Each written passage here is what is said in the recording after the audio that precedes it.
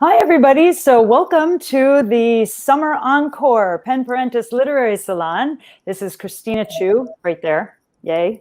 And we love her. And she's the curator of the Pen Parentis Literary Salons. This is the first Summer Encore Literary Salon that we've ever done. And it is very interesting to do something right in the middle of the summer, because I don't know whose brain is in literary mode, but mine is in like wine and sleep mode. So, but it should be really exciting. And we really do have some amazing authors for you tonight. All three authors have books that are, they're trying to do launches, they're trying to get publicity. And we have a lot to talk about in terms of what can be done during the coronavirus time, what can't be done, how do you work when you have kids in your house 24/7, because that's a thing. So there's a lot of topics that we're going to try to cover tonight. And we'll just introduce you to all of our panelists one by one. So and then Christina will introduce them one at a time. They're going to do their readings, and then we'll have some Q&A as a big happy family. So, another really cool thing about it is that every one of these readers has read for us in the past. So they all have, they're all on their second, third, fourth, 10th novels, and we're really excited to have them back and to hear how things have changed and how they're doing right now. So let me just add first Paul Isner and here is Joanna Hershon, and finally Elizabeth Kadetsky. So welcome to the panelists. Hello, panelists. Hello. And Christina will go through and introduce you each one by one, and that will be the whole thing. We don't actually have anything to announce, which is really unusual. Normally during the season, we have all these things to announce and fellowships and things. We are still having our meetups online, which if you are a parent and a writer, at any point, come on our website and you can sign up. We have free memberships and we have different title membership levels, and you can join us. We are doing Zooms. They're accountability Zooms. So every week people set goals and they get to know their little group of authors, and everybody there is a writer and a parent. So we really get it, like why things might not go the way you wanted to in a week, but we also push you to make sure that they do go as well as they can go in that week. So if you're interested in a parent-writer accountability group, come and join us on penparentis.org, and we will be happy to connect you to one of our 5 accountability groups that we have going. And some of them are national. So even if you're living on the West Coast, we do have a national group which meets Eastern time very late at night for you, so that you can have a reasonable time to meet with us. So anyway, we hope that you will do that. And other than that, we are in the middle of judging the fellowship, which is very exciting. And that's it. I'm going to turn it over to Christina. Hi, everyone. So, we do have this extra salon, and there's a real reason for it. And it's that when you work on a book for a year, 2 years, whatever, and then you happen to be launching during COVID, it's like you don't even know what to do. You start to go, what do I do? And all those years you've been working on your book, you're wondering, well, what do I do now? So Milda and I wanted to have an extra salon because we have Pen Parentis authors who do need to kind of get their book out there, and we want to be able to help. So our first reader is Joanna Hershon. Joanna, I know from Columbia because when I was at Columbia getting my MFA, she was there as well with Milda. And it's so nice to see that she has continued, despite children, to produce work, which is amazing.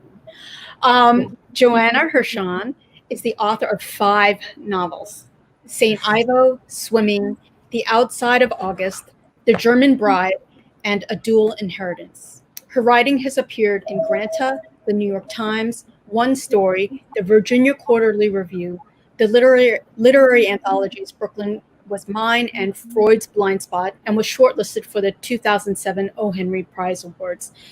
She teaches in the creative writing department at Columbia University and lives in Brooklyn with her husband, painter Derek Buckner, their 2 sons and daughter.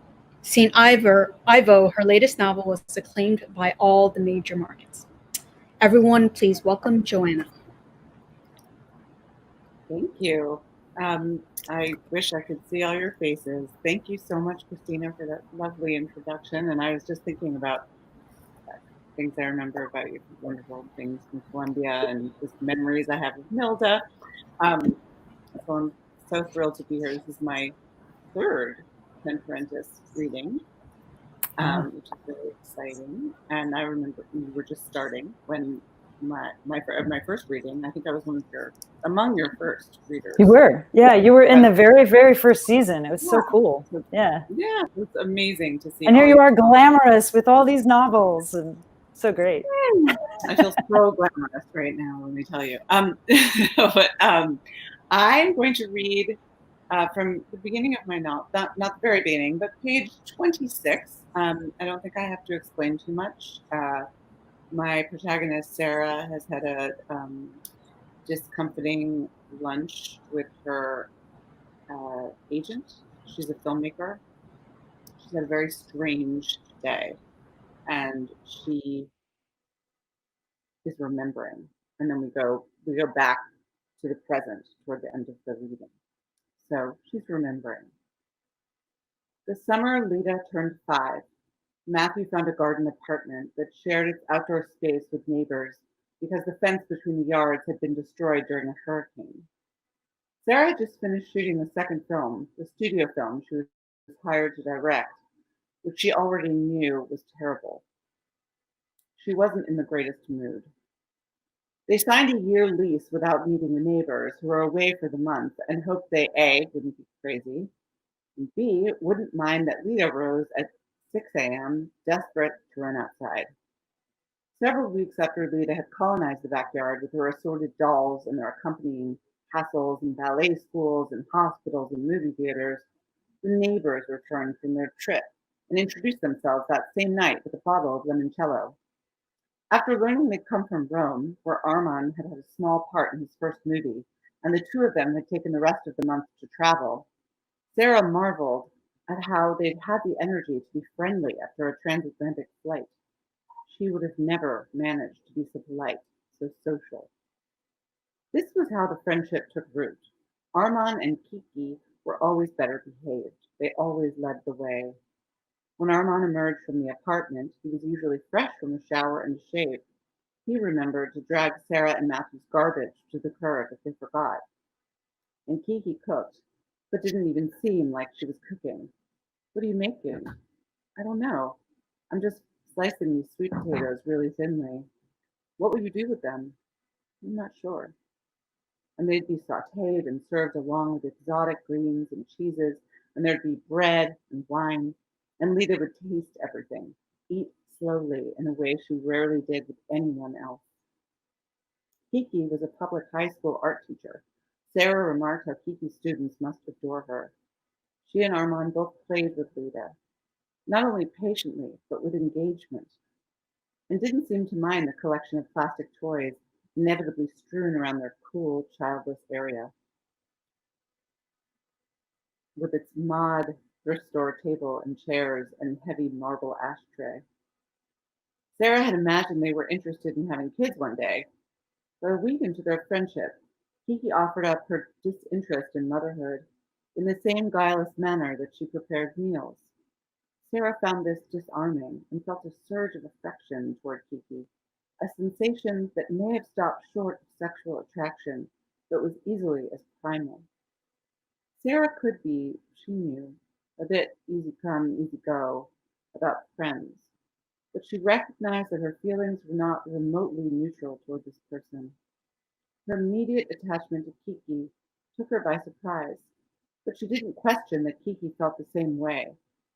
Maybe because of this deep and unfamiliar certainty, Sarah finally stopped apologizing for the mess, for not cooking, for Lita singing at the top of her lungs with tremendous cheer, as if she were auditioning for Disney or pretending to be a dog for hours at a time. Sarah stopped insulting her work on the studio film, stopped insisting the only reason her first film had been any good was because Matthew had been the DP. She stopped making self-deprecating remarks about how she'd been pregnant at Sundance when her first film premiered, so each photo of her was a fat photo, and how she'd been no fun. She stopped making dark jokes about how young she'd been when she found herself pregnant with Lita. She started to relax. One night in late summer, or maybe early fall, they'd let Lita fall asleep under the table, while in character, "Good night, doggy," and she slept for 3 hours. Everything seemed heightened, their laughter more hysterical, as if Armand, Kiki, and Matthew were all daring Sarah to keep having fun. She knew they should have carried Lita up to bed, but the night was warm, and Lita was sleeping, wasn't she? What had they laughed so hard about? Which stories had they told? September in the city was still her favorite time. The hard shine of the afternoon began easing itself into something softer. The sweat of her schlep to the city and back had dried and disappeared. Families were making their way out of the park and toward the subway, the bus. Some would go away for the weekend. Matthew ran a hand through his thin, graying hair she was grateful he still had. She wasn't supposed to care about these things. After all they'd weathered, how could she possibly? But she did. She felt a stab of tenderness. But as she began to tell him about Caroline's suggestion that she write a script about it all, she realized too late that she should have kept it to herself. "Have you ever?" Matthew asked. "Have I ever? Have you ever thought about making this your next film? A film about Lita?" "Yes, about Lita. About us. Have you ever thought of it? I know you're not into autobiographical material, but I also know you recognize a good story. I know how your mind works." "Do you?" "Yeah, I do. And I would not be surprised if you thought about writing something, even if you never intended to make it. You're a filmmaker. I don't care if you never make another film. I will always think of you as one." "But that's dumb," she shrugged, tears brimming, or maybe just sad. Why had she told him? She had no interest in his open-mindedness or his sympathy or disgust at the idea of fictionalizing and likely sensationalizing Lita and their family, or, least of all, what she realized he was working up to right then, so maybe it was worth considering. "I can't believe you think I should do that," she said. "I really can't." And just like that, she didn't care about the light or the season, or even Matthew. She turned from him and could, in that moment, have walked out forever. She remembered the beginning of their separation, with no daily need to maintain a display of hope. Something about being alone had been distinctly not sad. With nothing between her body and the sensation of loss, she realized she'd been protecting him from precisely how dark she'd become. She was relieved to be free from that charade, from him. I'm going to stop there. Thank you, Joanna. That was lovely. I'm just going to ask you one question before we move on, because I'm going to be thinking about it. How much of, I noticed that your protagonist is a creative also, right? So how much of that protagonist is you? Like, did you choose? Oh, so the protagonist is definitely not me.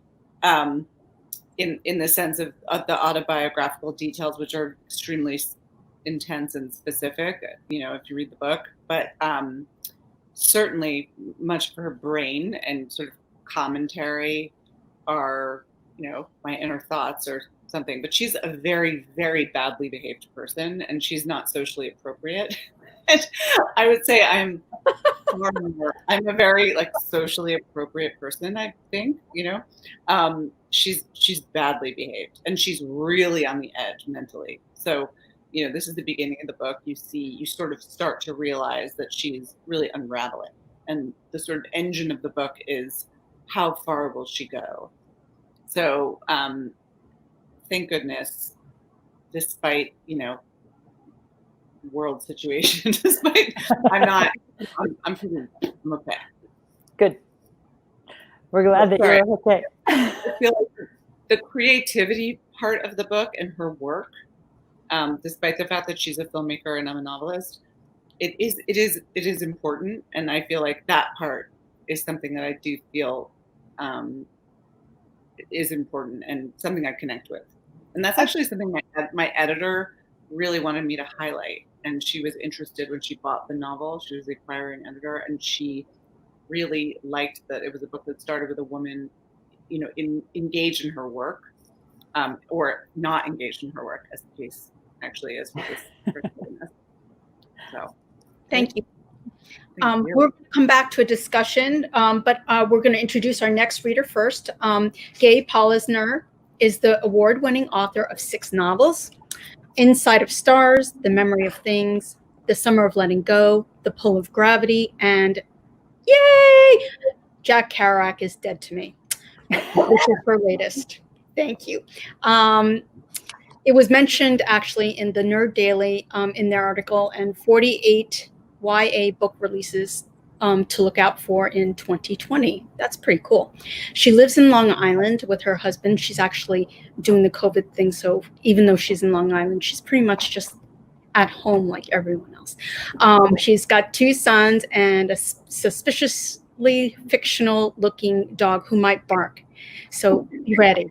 He already did. I had to mute myself. It was a good thing I learned how. So I'm going to read aloud from Jack Kerouac is Dead to Me. I'm actually going to read 3 brief sections, one from the beginning, one from the middle, and one toward the end. And really the only thing you need to know about it is it's the story. This is a YA, a young adult novel. It's really a YA crossover to adult, which means 14 and up. And it's about a girl who is almost 16, and she has been abandoned either emotionally or physically by her mother, her father, and most importantly to her in the moment, her best friend, Aubrey, who has started to judge JL for the way she's living her life. Namely that JL has turned to an older boy, Max, for solace. And so there are 2 things that JL turns to, tropical butterflies, which is why you see the butterfly on the cover, and this older boy who truly does love and appreciate her and is also not very good for her. So the book is framed by a letter to her friend Aubrey, and then it moves forward in time from April through June of her sophomore year of high school, and interspersed are flashbacks to all of the pivotal, or many of the pivotal events that have brought her to the moment that she's at. So the first moment I'm going to read to you is from the very beginning, late June, before 8th grade. The day is hot. We're running through the sprinkler in my backyard, dodging in and out of the cold spray that fans over us, shrieking as droplets rain down onto our sun-warmed, tanned skin. You push me closer as the arc of water returns, and I fall onto the grass, wet, laughing, taking you down with me. The sod under us is new and soft, and the freshly cut blades stick to our limbs, our faces. We are giddy with summer, with each other. We are still on the cusp of everything. Afterwards, you turn off the hose and we lie on faded chaise lounges we drag to the middle of my yard, our chests heaving with rapid, satisfied breaths in our barely filled out bikini tops. You reach out and take my hand, and an indescribable sort of electricity shoots through me, real and palpable, as if I could reach out the fingers of my other hand and touch it, some white hot charge that holds us together. We are friends, best friends, but more than that, we are entirely platonically in love. So then there's a moment where she's confessing to Aubrey in this letter of hers, something that has happened at a drunken party that Aubrey never knew before. And I just happen to love the writing in this moment, and it gives you sort of a sense of how she's on the cusp of things.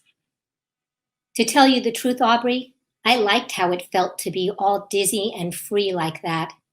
Maybe I felt like my mother in that moment, like I wanted to spin and whirl with my kimono falling open, my molecules loosening inside till I spilled breathless and sprawled onto the dew-dampened grass, My limbs splayed dangerously wide, my whole beautiful body, its bare, uncovered skin glistening beneath the star-dotted sky. I liked how it felt to be out of control, a moth on a carnival ride, ready to be swept off by the wind, every tenuous hair, every fiber, every quivering speck of me lit up on end and electrified. And then the last moment I'll read to you is just toward the very end of the book, but it won't be a spoiler, where she is referring in the first sentence to her boyfriend Max's motorcycle, which they have named after a tropical butterfly. So this is from late June, 10th grade. As long as I live, I'll never be able to adequately describe the freeness of riding on the back of Blue Morpho. The cold rush of air, hair trailing back, tangled in the wind. The rhythmic vibrato of motion and sound that blocks everything else from your head. Maybe that alone made everything worth it. Or maybe nothing ever will.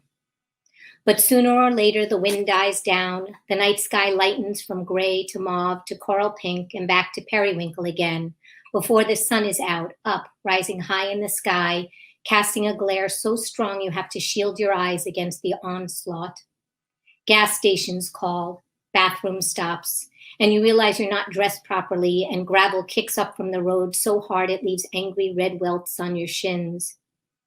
That's when the pieces threaten to come back to you, at first like a fever dream you can write off as confusion, exhaustion, delusion, as vague and unsure as the landscapes that fly past.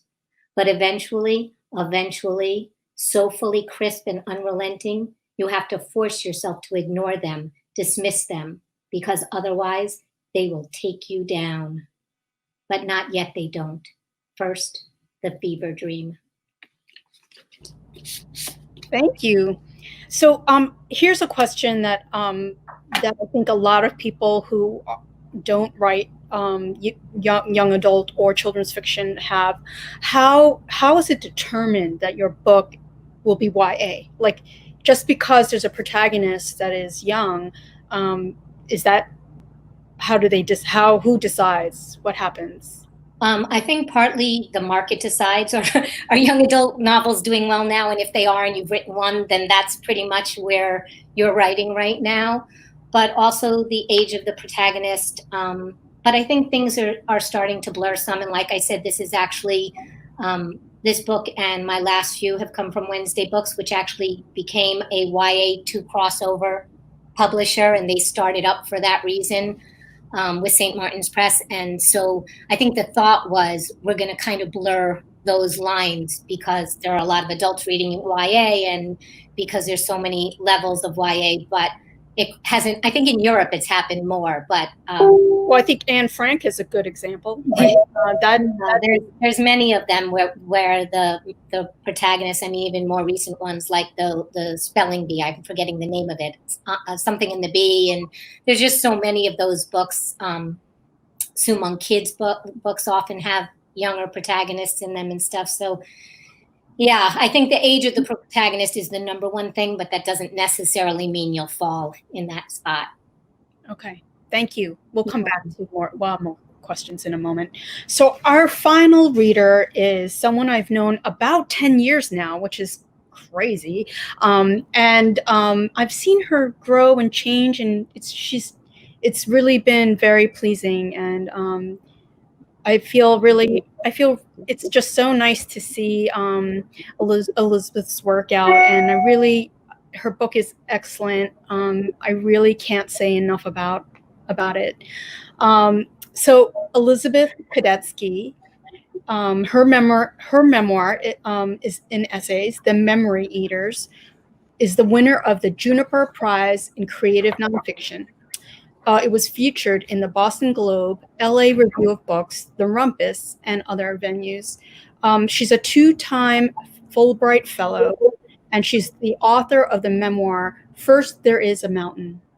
The novella On the Island at the Center of the Center of the World and short story collection also, The Poison That Purifies You. She's an associate professor of fiction and nonfiction at Penn State University and a nonfiction editor at New England Review. So everyone, please welcome Elizabeth Kadetsky.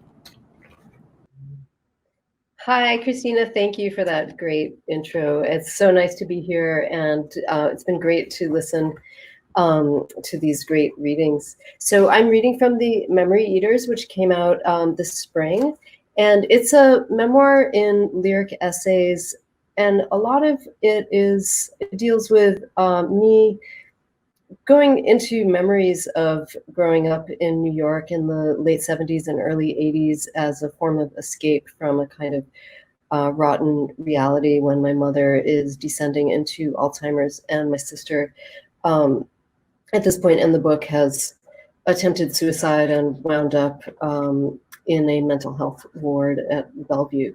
So the book takes place in New York, the present moment, and then the past moment also takes place in New York. And I'm reading from an essay called Bombing the Ghost, which is a reminiscence about an exciting adventure that some friends of mine and I had when I was a teenager, and we went to do graffiti in a subway tunnel.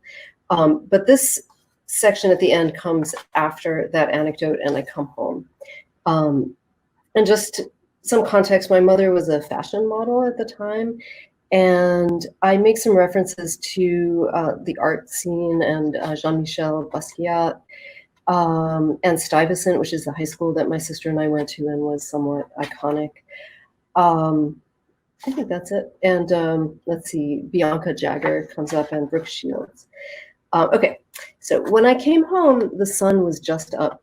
My mother was sitting on the sofa with the cat, the lights still on. Her eyes were glassy. I'd noticed with my girlfriends and myself that taking acid made us more beautiful, our skin dewier and our cheeks pinker. This was the case with my mother now. A project lay abandoned in the sewing machine on the other side of the room. "Are you tripping?" I said. It was what you said when someone was obviously tripping, because otherwise they wouldn't tell you.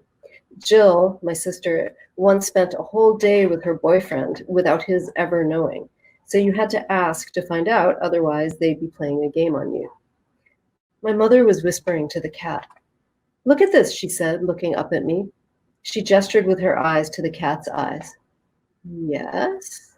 Look." It was true that the cat was gazing up at her with a hypnotized expression. "He trusts me completely," she said. There wasn't anything to indicate this wasn't the case. Our cat had a hair-trigger personality, sometimes fritzing out like he touched an electrical wire. Sometimes he chased Jill into the closet. The cat's eyes looked glassy now. "Did you feed Cuckoo acid?" "No," my mother said. "Did you take acid?" "I always say, if you guys are going to take drugs, I'd rather you do it where I know you're safe. It was in the freezer. Look." She gestured back at the cat. "Watch this." She placed her pinky finger inside the cat's ear and gently screwed it in. "I don't think that's a good idea," I said. She twisted her long hair behind her in a manner she seemed to have picked up from Jill, and then shook it out and peered back at the cat. "Cuckoo," she gently whispered, and then made cooing noises while the cat continued to gaze back at her, transfixed. I go to the Strand bookshop this week and sit in the graffiti section for a long time, trying to fix an image of the pieces from that night. Anthem, Freddie, Shark. There's a wall of photo books on New York graffiti. Memory of Dark Side artists has not survived, but one of the books talks about acid writers, a crew we knew. These books are in the arts section near monographs by Jean-Michel Basquiat and Keith Haring. The information clerk has never heard of Keith Haring. I want to shake her. That this work endures in the arts section is testament to its enduring value, and yet her ignorance somehow obliterates it. What is its value? I feel overwhelmed, sensory, so full and vital. I can't quite articulate to myself what the feeling is, can't find words for it. I've become aphasic, like my mother now, with emotions and sensations bigger than a vocabulary to express them with. Why does this feel so good? Am I the only one who feels it? Back home that night, I watched the movie Downtown 81 for the 5th time, Glenn O'Brien's movie from the era with Jean-Michel Basquiat and Debbie Harry cast as leads. Most of the shots are at night. There's graffiti on every wall, squiggles that when I look hard turn into tags by people I knew. Basquiat's social circle overlapped with Jill's. There are nightclubs where my friends and I sneaked in. Legal was 18, so you got in by looking 15. At Peppermint Lounge, Basquiat with his corkscrew dreads held off at the velvet ropes. I remember standing right there with Jill and her crowd. I think it was New Year's Eve exactly, 1981. Me, a sallow and shapeless 15. A boy told me I looked like Bianca, I looked like Brooke. I didn't feel that power, but I was buzzed, coming down from tripping, and the notion felt sparkly. He was already creating a mythology of us. We all were. In Downtown 81, the camera lingers on a night scene around the corner from my current apartment at 14th Street and 2nd Avenue, also 2 blocks from the old Stuyvesant High. In the image is a neon banner, Disco Donut. It's a Kentucky Fried Chicken now. The girls used to hang out there just at the beginning of AIDS. Sharky called them trannies. Mornings, when we came from the subway, the ladies sat in a gaggle at the curb, drinking pop and slapping each other and talking in high voices. Get that purple thing off your head, one of them trash-talked Psyche once because of her psychedelic scarf. Get that purple thing off your head. After that, everyone greeted Psyche, saying that. There is a shot at a desolate Astor Place facing down Lafayette onto what is Walgreens now. The street is broad, imposing, empty. The buildings are large against an open sky. Today at that corner, the buildings are cluttered against a skyscape dense with wavy new postmoderns by Fumihiko Maki and Tom Main and Kazuyo Sejima. Until last year, this was the corner of Starbucks and Starbucks. Then the company got clear on business smarts and shut down the second one. I want to set the images right in the present. A moire is making me dizzy, this overlay of then on now, all the different thens. I want to settle the visual, fix the now so it's sharp, not nausea-inducing, so it overtakes this persistent past. How does one attach to the present when it is so constantly under construction? My maps keep getting remade. The MTA keeps configuring that iconic subway map in another new way, into a new icon, with routes that keep crisscrossing over the roots of the past, so quickly changing. This summer, there's a new M line. Why is it orange and not brown? Why is the M doing something completely different from what it used to do, acting like another version of the D? It's all wrong, but I know it will only seem wrong to me briefly. They've switched things up on us so often that we know we'll get past this problem of adjustment. We got over the conversion of the RR, the splitting of the NR, the dissolution of the QB. We adapt. I finished watching the movie for the 6th and 7th times and then contact Anthem on Facebook. I asked him to fill in my memories from that night at the Ghost. He replies saying he wasn't there, or at least in his memory he wasn't. He says it was probably just Shark and Freddie, but he remembers the art. He seems to think about that art a lot still. It was stunning, he said. DSA, he points out, has disappeared from cultural memory, ranking not a single hit on Google. It saddens me that such a cool bit of history has been undocumented, he writes. When Freddie granted me membership, it was like I had won an Oscar or something. He sends me images of art he's doing now. It's beautiful, in the same style as then, tags and pieces, but now on paper or screen, not walls. If there were movies of our high school years, would you watch them? He asks me. Or is reconstructing them more interesting? That was wonderful. Thanks. You know what I love so much is that you're constantly playing with memory, history, like what is really your title, The Memory Eaters. It's like so much of everything is constantly being lost. And I know. We don't even know. We don't even realize. Yeah, I mean, that's the problem with the memoir writer, that there's no present moment. And that was one of the big challenges of the book, because as I say in that essay, like the subway lines are getting changed as I'm writing the book, and I'm trying to write it in the present, but especially in New York, things just change so quickly. So that was partly why I chose essays, so that each essay can kind of have its own moment in time. We're going to bring back everybody so that we can all talk together about this, because all of us were chatting back and forth going, oh my God, I miss old New York. And like, we all need to talk now. So let me just bring everybody back. Super fun. Oh man. But and the people that are viewing, you guys can chat comments as well. We can see your comments. And if you click like or heart, we can actually see that. And we like it. So, feel free to shower us with happy things. But Elizabeth brought something up, which is really a thing, particularly starting in like 2016. Since then, there have been extraordinary changes in the actual living world as you're writing. Like, it is hard to finish a flash fiction without the world changing drastically between the beginning of your idea and like even just finishing it, not even getting it published. How are you guys dealing? Why don't you all sort of chime in? How are you all dealing with the fact that the world is changing faster than fiction can keep up? Well, I write young adult, so I think even more so there are so many things that I'll call myself middle-aged woman doesn't know. So I literally just said today to somebody that I was talking to that this may be my last young adult novel for now, because I really feel like not only is the world changing so quickly, but then if you add technology to that, and the technology that we are not privy to, because the minute we're privy to it, the kids leave it.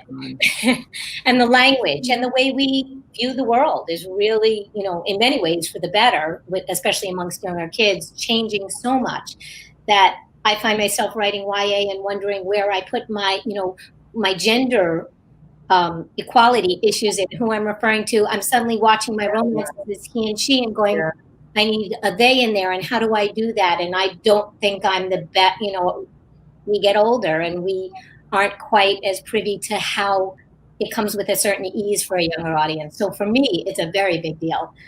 Yeah, it's really interesting. Yeah, so true. Yeah, in that essay, the use of the word trannies, I had to look at it, just now and just be like, well, at least it's in somebody else's words. But when I first drafted that essay, could have been 10 years ago. I think my mind as far as language was in a different place.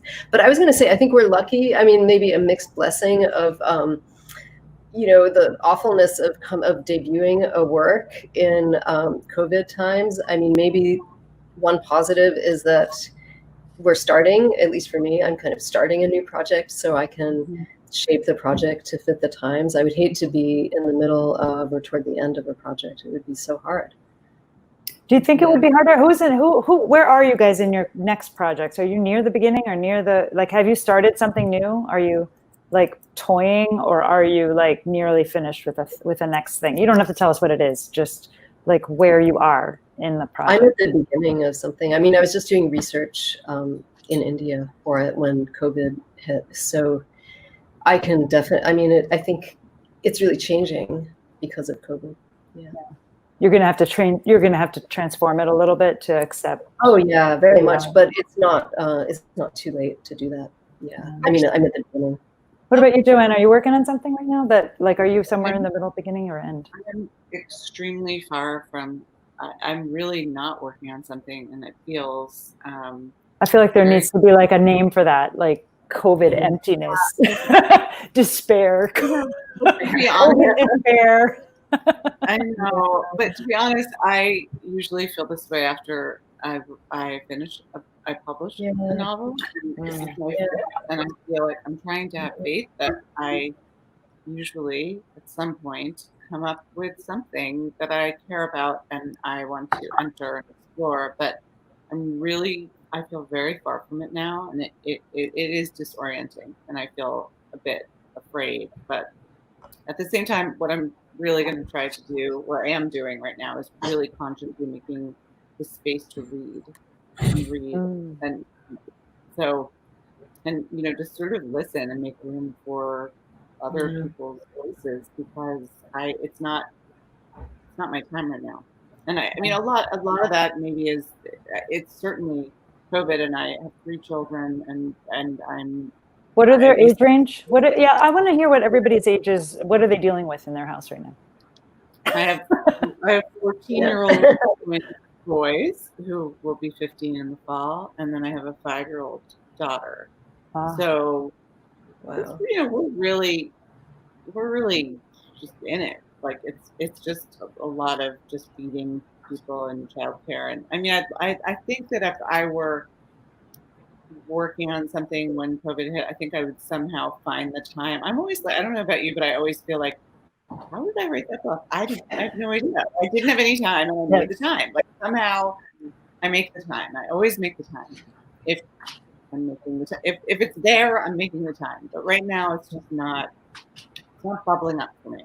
So I'm just really trying to listen and like keep my feelers out, and yeah, listen to other people and read. That's my goal right now. Reading is so refreshing. Like it really, you forget, if you stop reading for a while, you forget how much it matters to just pick up something. I just started a book that is so literary. It is so far on the literary spectrum that I am not sure if it was written as poetry or a novel. Like it is so densely full of words that are beautiful and that is clearly crafted. And it is such a weird book, and it's this long that I'm not even sure if it's just a long poem. Like it's What amazing. book is it? Oh gosh, it's got a title. Okay, so the book is called The Log of the SS, the Mrs. Ungewein. I don't even know. It's like one of those things where you read it 1,000 times, but you don't pronounce it in your head. Ungewein. Anyway, The Log of the SS, the Mrs. Ungewein. But the intro was by Ben Marcus, and I can't remember the name of the author right now because I'm having COVID head, where things just evaporate when you're trying to talk for more than a minute. But it's very good, and it's about a housewife on a boat trying to deal with her loss of identity. Wow. Possibly in an apocalypse with trees. Wow. It's pretty special. Wow. Yeah. Anyway, that's what I'm reading. That sounds What are you guys reading? What are you reading? What are you doing? Talk to us. Yeah. I agree about reading also. I mean, I'm finding that I just don't have time. I have one kid who just turned 6 and, has been out of school. He's been out of school since January because we were in India. And then we got back, and there was no school. And luckily we can go outside. So, I mean, I'm not hating life. I mean, we do fun stuff, but it's just so hard for me to get time, like an hour a day just to, respond to emails. But I have been doing some reading on audiobooks. And then one thing I find I can do is if I'm listening to a book on audiobooks, then I can go back to the book and actually savor the language. And if I don't have 100% concentration, it's okay because I've already gotten the storyline. It's a little bit just nonlinear because I'm reading the book in 2 different forms. But I agree. I mean, that's been happening with me where just being in another world is helping me so much now. So the book I'm reading right now is called Beneath the Lion's Gaze by Maza Mengiste, about Ethiopia. It's a novel. It's beautiful. And it's about the fall of Emperor Haile Selassie, a history I know very little about. And it's just wonderful to be immersed in this world and forget about Donald Trump for a while. And the horrors that we're, just seeing politically here. Oh. It's extraordinary. Gay, what are you reading? How are you distracting yourself? I mostly distract myself and write by swimming. So thank goodness for that. I spend a lot of time in the water, both my pool and the open water. And that's where I'm happiest these days, unless my kids are playing music. I have 2 older boys. So you just saw one of them pass by. that's been its own unique challenge because I have kids at home with me who shouldn't be at home, and it breaks my heart that they're at home as much as I love having them at home. I have 2 college graduates, one on a 6-year plan, one on a typical 4-year plan, both who were graduating this spring. So they both had their own version of. That is, it's so true. That whole, I wonder what's going to happen to all those kids that are meant to be out of the nest. They're meant to be flying, and they're just being crammed in a nest full of other kids and parents and fear and I worry people about that. who are more at risk than they are, so their lives are not only cut short but then suffocatingly small, and it's challenging and upsetting. But I did want to actually just remember to say one thing, which is in the intro, which is very understandable because I promise you I remember what it's like to have small kids. But you talked about writing despite having kids at home, which is so true. But I also just want to say that I would never have 1 book, let alone a 7th coming out, if not for kids. Tell us. Yeah. How does this work? So I had a whole first career. I'm an attorney by practice, and I didn't go back to writing. I wrote all the time when I was young, but I didn't go back to writing until my early 30s when I had 1 toddler and 1 in my belly. And I would never have withstood the rejection of trying to get published, but for the fact that I had young kids at home watching me. And I wanted to show them that I could do it. So if not for them, I would not be a published author. So there's 2 sides to it. Wow, that's beautiful. That's a really good incentive. To be like, prove it to your kids. Yeah, that you could get 1,000 rejections. All the things I was going to tell them when they tried out for basketball and got cut for the team, or didn't get the chair they wanted in clarinet or whatever instrument they were playing, I suddenly realized that I was going to tell them over and over again to not quit and to not let it affect anything except their desire to do better and try harder. And then I was like, oh, I can show them. And so I just remember, like, back in the days when I was first submitting to publishers, there was still snail mail going on, and I would come in with the envelopes, the rejections, the very, slim rejections, and I would say, here's another one, but mommy's going to keep going. And so, yeah, it really did. When people ask, how did you do that? That is how, because I had kids watching me. That's great. What about now with writing, like, you're almost done. No, you're all, sorry. Hello. I just got very distracted by something in my home, and which is very hard to finish a sentence when that happens. The benefits of being secluded. I meant to say, in your book launches, so you have all launched books not during quarantine. How is it different? What has happened? What are different things that you're doing besides just, well, there's a Zoom and there was never a Zoom? Like, how has it affected the actual launch, the conversations with your editors? Like, how is this going? Tell us how it's going. It's horrible. Is it worse? I'll let somebody else talk. But I launched 2. It's horrible. You launched 2 books during COVID? Yes, because they were supposed to come out a year apart, but I had broken my hand, so one of my deadlines got pushed forward.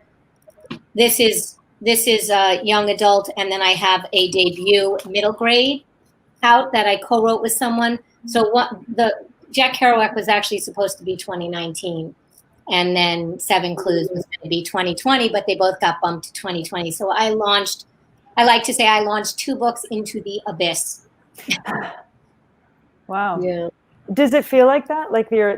And is it because you don't get to see the responses from people? Like when you're in a bookstore, you can read and people come and you have, attendance. Like, I'm trying to get people to just click like so that we can actually see that they're there.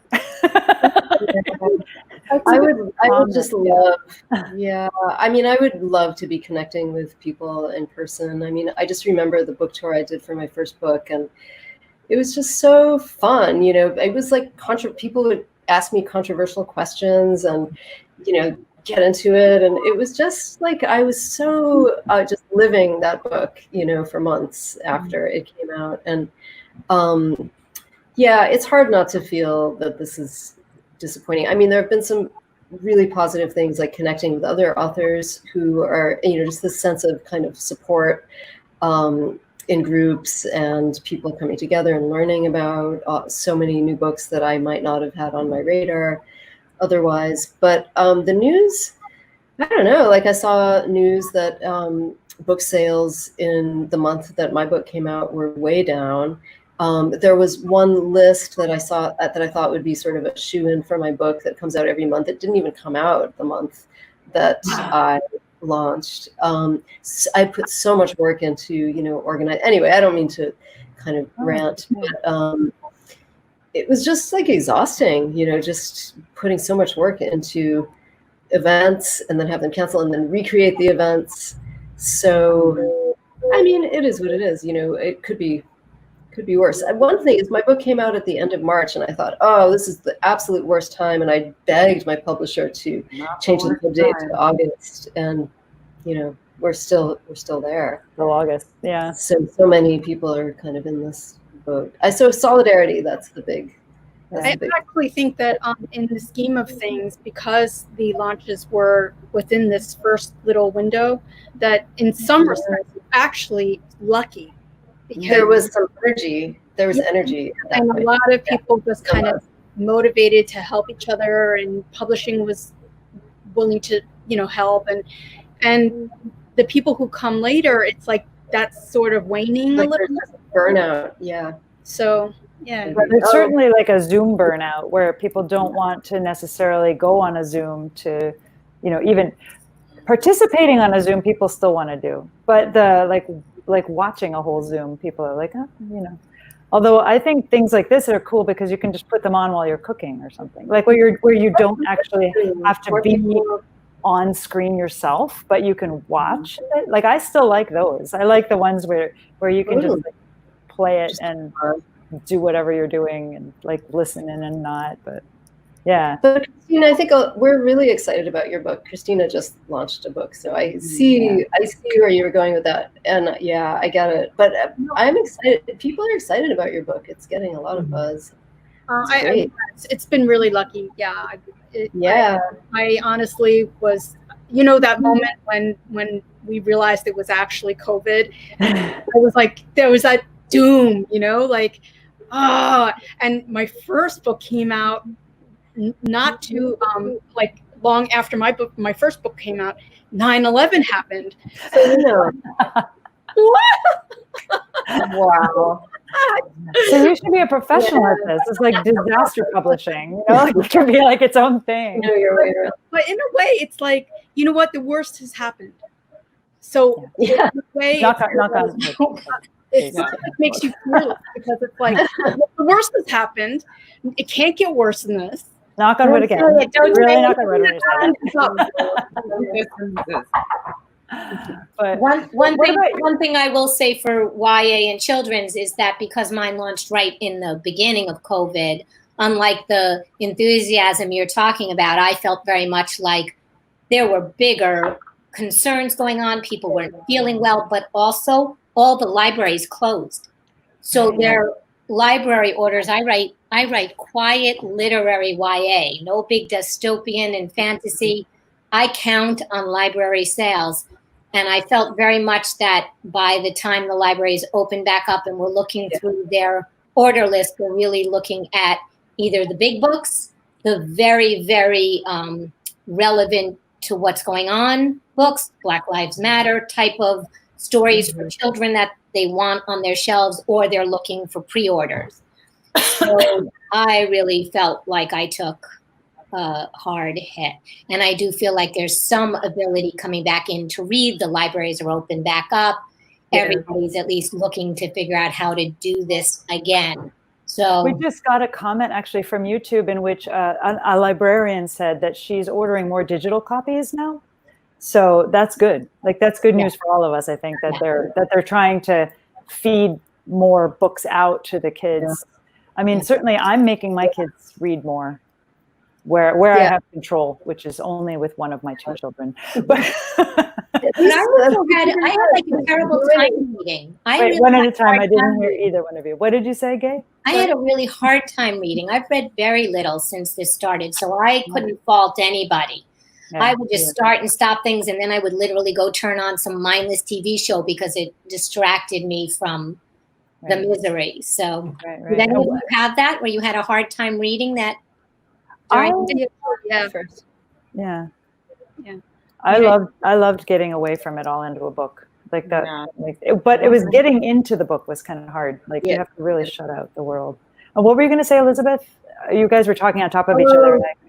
Well, just all those review copies that were sent out in February. You know, like where did they go? Nowhere. Like nobody had figured out how to get their mail. Yeah, that's really hard.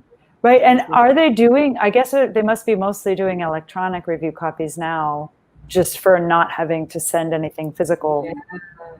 We sent all these ARCs that, you know, they're probably still sending mail. I don't know if anyone's heard differently, but my understanding is that literary fiction specifically has really, even though people are reading during this time, the closing of the brick and mortar actual bookstores has really affected book sales in a, like, even though you can order it from Bookshop and the A Word and, you know, all the online retailers, still people aren't discovering books in the same way.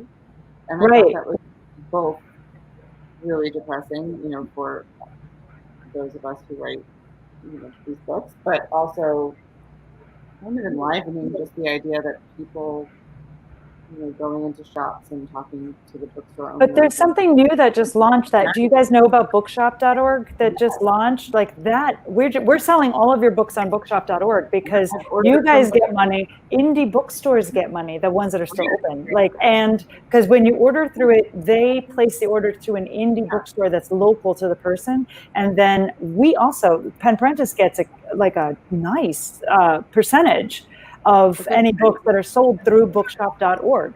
Yeah. And it's like our bookshop is called Terrific Writers Who Are Parents. And it's like we have all these lists of like the different people who read at our salons at different times, and anything that's bought through there. I mean, it's kind of like the anti-Amazon. Like it's really good because you can go through and like it really, like you guys get your typical royalties, whatever you would normally get off a bookstore, because they're buying it from a brick and mortar bookstore. The money goes to the bookstore. I don't even know how it works, but I think it's fantastic. And it's a .org, so it's a nonprofit of some sort. But I think it was created to help for the bookshop to put up. I do. Let me see if I can find it somewhere. There it is. Okay, it's going up on the comments so people can. It's fantastic. It's so cool. Yeah, I mean, it's like, so that's like one thing that I want to be like, okay, this thing came out of quarantine. That's really good. Like, that's really good. The other thing, I don't actually mind these Zooms. Like, I think it's kind of great to have writers come from all different, that would normally not be able to travel to, like, we're able to get a much more diverse group of people together, because people who could not travel necessarily from like the Midwest or the West Coast or somewhere to come to New York, they can still like Zoom in. And then we get a really interesting and more diverse like combo of people, you know, instead of just all the Brooklyn people. That's one thing that's been really amazing about the book events I've had during the launch is they've been very well attended and from all over the world. Like Harvard Bookstore gets a lot of people from Australia, and you know, it's just really interesting and inspiring to see, you know, people writing in comments, and then you realize they're in, you know, Africa or you know, overseas. So that's inspiring.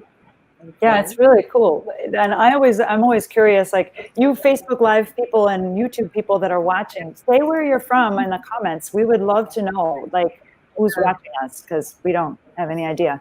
And it's usually, you know, we'd be doing these salons and we could actually talk to you and meet with you and really talk to you. So if you do have any questions for these authors, like we can see your comments if you put them in the thing. So if you have any questions for any of these authors, please post them in the comments. And even if you're watching this like as a recording, because this will be recorded and it will be released as a recording. Look, somebody from Ontario, yay, Canada. Can you move there? Go Canada, yes. I'm just going to befriend anybody from Canada in the chance that I can move there.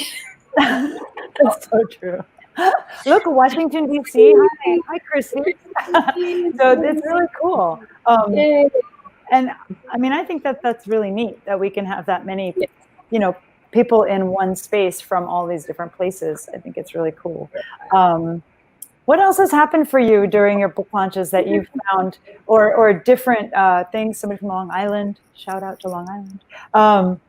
Milda, can I ask a question about the yeah, of course. The do it. Go. So since there hasn't really been that much time, I just thought it'd be nice if you could give the audience a feel for your book, and if there's a scene that you particularly love or feel that it resonates with what your work really is about, could you share that with us, Elizabeth? Yeah. Let me just find it. There's this like dramatic. I'll read a really dramatic scene. I just have to find it. So the book is called The Memory Eaters because it's partly about perception. And so, you know, if you heard what I read about everybody sort of being on drugs. Oh, can I just say the bit about like acid making you more beautiful? Correct me up. It's right. It was very funny. I was like, okay, well, maybe that's my new COVID regimen to get beautiful and distracting. But like in that moment. Okay. So it's partly about like perception and how the main characters in the book, who are me, my sister, and my mother, are all kind of in these warped modes of perception. My mother with Alzheimer's, my sister dealing with drugs and addiction, and me kind of escaping into nostalgia. So, and also the book deals with trauma and how trauma distorts perception. So I'll read this one scene where things did get very, very surreal in the present moment. And it's basically that my mother was going to a day center and they would pick her up in a van every day. And my sister was living with her, and my sister would meet the van. And I was living in the East Village at the time. My mother and sister were in Long Island City. And I didn't quite realize, or I was in denial about how vulnerable and volatile that situation was. My mother was dropped off in the van, and my sister was not answering the buzzer. And so the day center called me, and they were like, you have to show up right away. And not only that, we're kicking your mother out of the day center. So I run over to Long Island City on the subway. On the other hand, by the time I get off the subway in Long Island City 20 minutes later, my mind has moved past the current obstacle and projected itself to the next one. I aim to complete an air conditioner installation that I began yesterday but couldn't finish because it turned out the socket was busted. I have a power strip to attach the new unit to a working outlet, foam to weather strip it, blue tape to cover the burned electrical plate.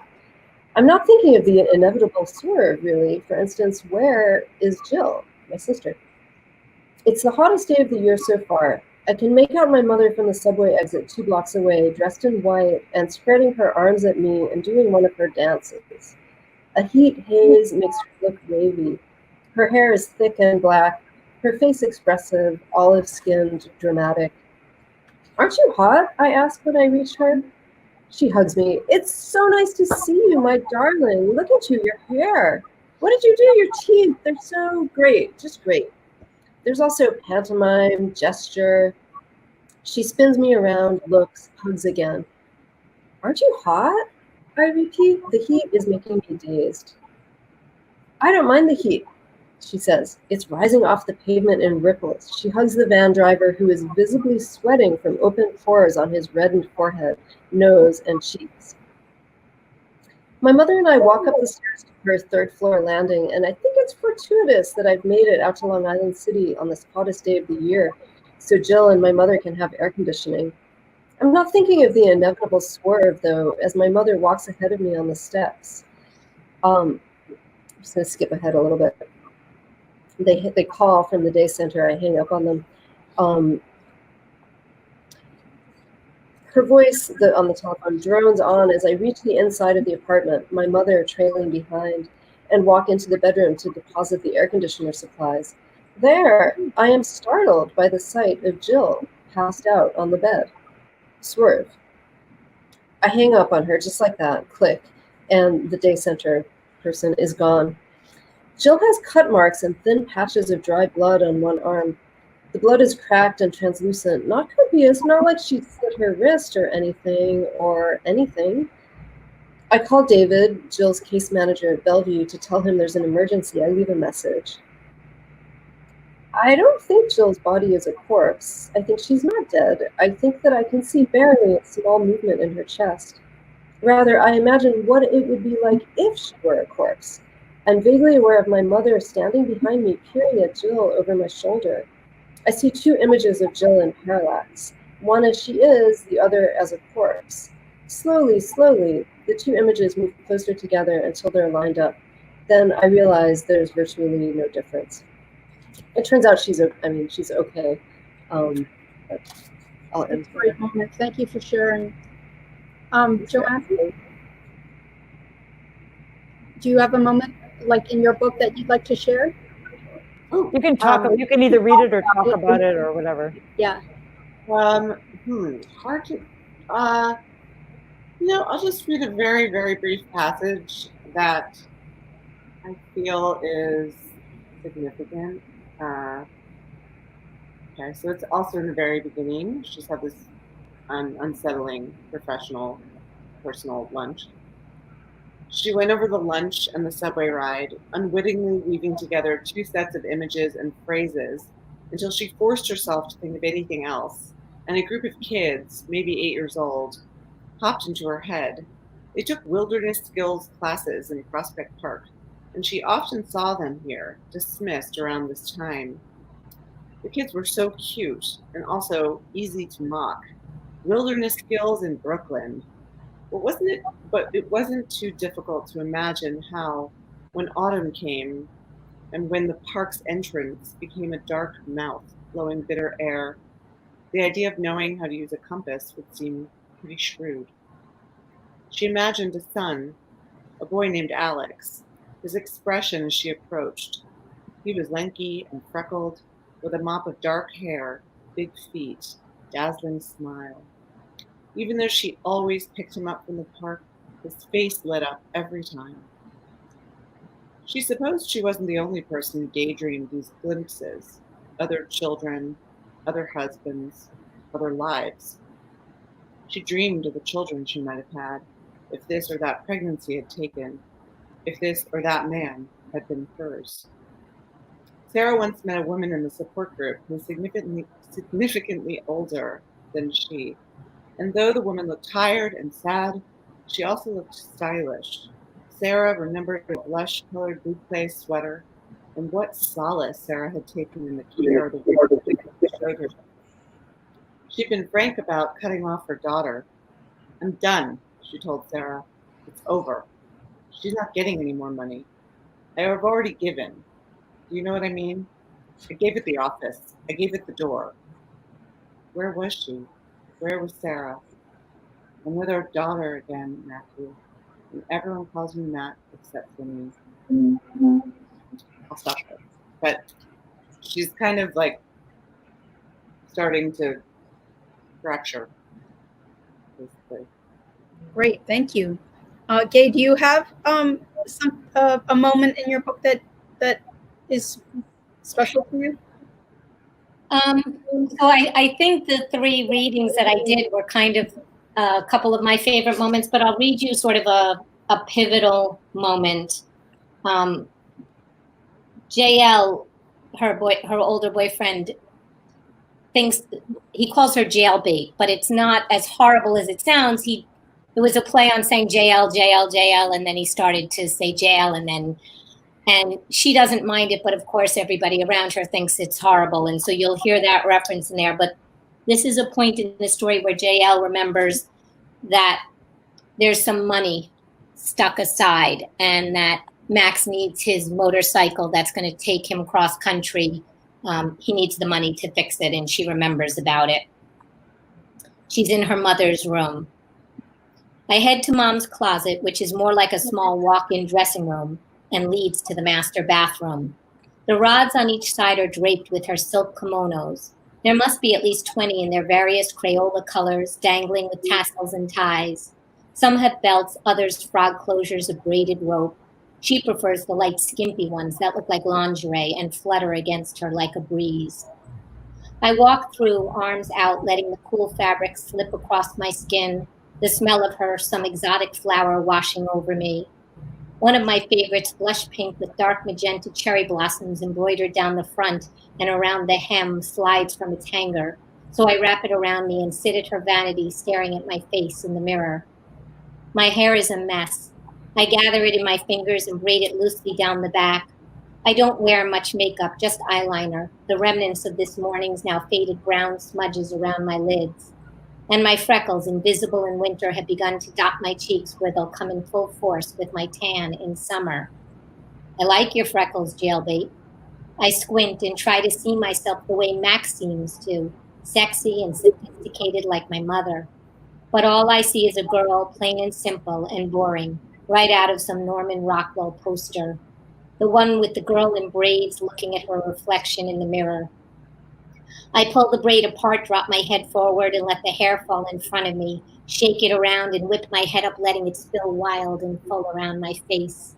I pout my lips and put on one of Mom's bright red lipsticks, exaggerating the curves, then find a charcoal eye pencil and draw myself thick, dramatic lines. There, better. I look more like how I feel. I smile and think of Max, the sound of him moaning as he moved in my hand, the slick stickiness of him covering my fingers after. I slip my hands down between my thighs, thinking of how it will feel to have him touch me, pretending I'm him until I lose myself, my breath fast. I forgot this was so racy. Then sit finally quiet and still. There, I say aloud to my face in the mirror. Better. Now we have work to do, JL, money to find, a trip to take with Max Gordon. I slide open drawer after drawer, wading through miscellaneous pill bottles and old makeup cases and containers, costume jewelry and sparkly hair combs, blow dryer attachments and brushes, my mother's flat iron, but don't find anything but junk on the left side or the first two drawers on the right. But in the third drawer down, I feel it immediately. Tap my fingernail to metal. Even without looking, I know. I pull the box out and open its dull pink lid, lips dry, blood rushing in my ears. It's just like I remembered. Where index cards might be, a thick roll of $100 bills. I slam it closed, slide it to the back of the drawer, and shut that, making sure everything is exactly how I left it. I'm going to skip over a part till she comes back to it. On my way out, I change my mind again, yank open the drawer with the box, and shove the entire wad of bills into my pocket. So be it. She'll probably never even notice it's gone. As I turn to go, I catch my reflection in the edge of the darkened mirror. Red lips, wild hair, jailbait. I smile. Maybe Aubrey is right. Maybe I'm a slut and a thief and a Jezebel. I pucker my lips, hold my hand to my mouth, and blow a kiss goodbye to that sweet Norman Rockwell girl. Thank you. That was lovely. So yes, so, there are a lot of great books coming out right now during COVID, but you want to buy these three books. These three books are the best. Plain and simple. So we have all the links on the side, so you can scroll down and click on the link, and you can just purchase it right away, which is really great. Or on Bookshop, right, Milda? Yeah, on Bookshop, there's a link underneath the live cast, so you can find it. And I wanted, before we go, if each of you could just give if you have like one thing that kind of gets you through when you're down during this quarantine, what is it that that you can give to the audience to be like, okay, you can do this. Like you can finish a book and sell it and market. How do you do it? What's your thing? It's a piece of advice. Don't all jump at once. Well, it's hard for me because I told you I swim. So I'm saying, so my number one thing is, I guess if not swim, go do what you love. Go take a hike in the woods. Go take a ride on your bike. Go take a bubble bath and sink down under the water. But for me, I go out in the water. And was that something that you did even before? Like that's always I remember you saying that like the first time you came to read for us, you swam. Like yes, swimming I started it just then. I had started it just then. So it's about a decade now. That's amazing. That's amazing. Joanna, what's your thing? How do you get all this out? What first came to my mind is the same thing. Some kind of for me is some kind of exercise, some kind of physical activity. I feel like I need that so badly, and I think everyone does. But I do think there is a connection to my work as well, even though I'm not being productive work-wise right now. I do think that with swimming or dance or running, I've had breakthroughs with my work when I'm running. And sort of my mind is quiet somehow, but it has to do with moving my body. So I think like being in my body and being in my body. I think that's it. That's great. What about you, Elizabeth? So yeah, I totally. I'm not muted. Okay. Yeah, me too. Actually, I'm a swimmer also, and I was able to get back to the pool about a month ago. It's been great, but this whole idea that like we don't want to go back to normal. So sometimes I've been able to sort of take comfort and joy in that. And one thing that a lot of people said at the very beginning was, give people the benefit of the doubt. Like everybody is running on no fuel right now, and people are short-tempered, and like every situation that you might get really angry or frustrated in, like probably everybody else is also going through that. And that's just really, I just tried to keep hold of that. And this idea of empathy, which, I've always tried to be empathic, but I just think that especially at the beginning, it was a huge reminder to just get into other people's points of view. And so many things are frustrating for me, now. I have so many opportunities to be just anxious or angry or frustrated. And it really just helps me get out of that, to keep remembering that everybody else has something that you don't know what they're dealing with. And somehow just releasing that negativity has like really helped my creativity. And I just really want to hang on to that. That's great. And it's such a thing that, we all can do that. We're writers, we can get into other people's heads. And if we could just do that in our everyday lives, try to see it from other people's points of view, try to see where they're coming from, like let it go a little bit if possible. I think that's really great. So I really, really want to thank you all for coming. I want to thank our lovely viewers, especially the ones that did a little interaction so that we knew that they were there. That was really cool. I want you all to just know how grateful I am that you took some time out of your summer and came and like hung out with us. That was really cool. I hope to see you at your next novel, memoir, poetry collection, play, opera, whatever you're working on now. I hope to see that. And I want to thank you all for coming. You can all wave at the camera, so we're going to say goodbye now. Bye. Thank you for having us. Thank you. Thank you.